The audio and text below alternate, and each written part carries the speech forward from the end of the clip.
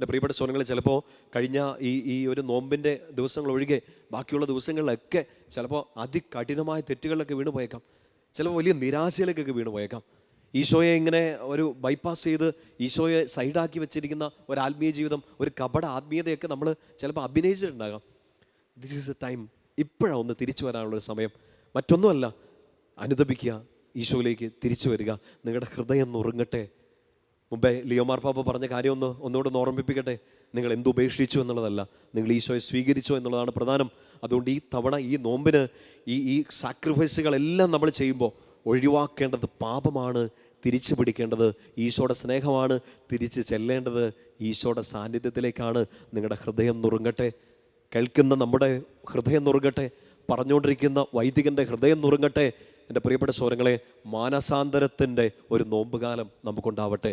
തിരിച്ചറിവിൻ്റെയും തിരിച്ചുവരവിൻ്റെയും നോമ്പുകാലം.